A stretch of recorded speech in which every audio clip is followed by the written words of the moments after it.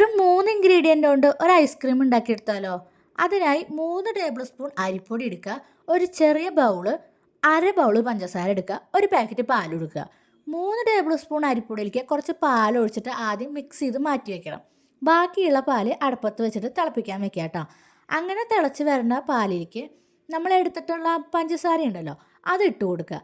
അതിട്ട് കൊടുത്തിട്ട് നല്ലോണം മിക്സ് ചെയ്യുക.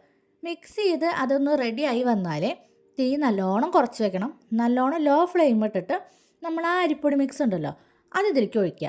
ഇതിലേക്ക് ഒഴിച്ചിട്ട് നല്ലോണം കലക്കി കുറുക്കിയെടുക്കുക. കൈ വിടാതെ ഇളക്കണം, നല്ലോണം കുറുകി വരിക കേട്ടോ. അല്ലെങ്കിൽ അടി പിടിക്കും, അല്ലെങ്കിൽ കട്ട പിടിക്കും.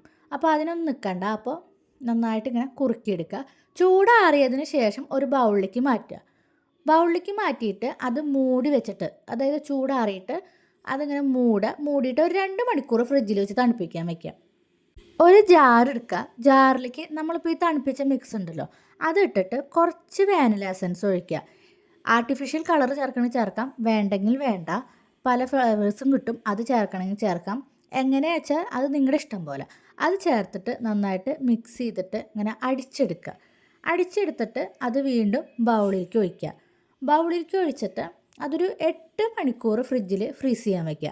8 മണിക്കൂർ വെച്ചാൽ മതി. അതിൽ കൂടുതൽ വെച്ചാൽ നമുക്ക് കറക്റ്റായിട്ട് സ്കൂപ്പ് ചെയ്തെടുക്കാൻ പറ്റില്ല കേട്ടോ.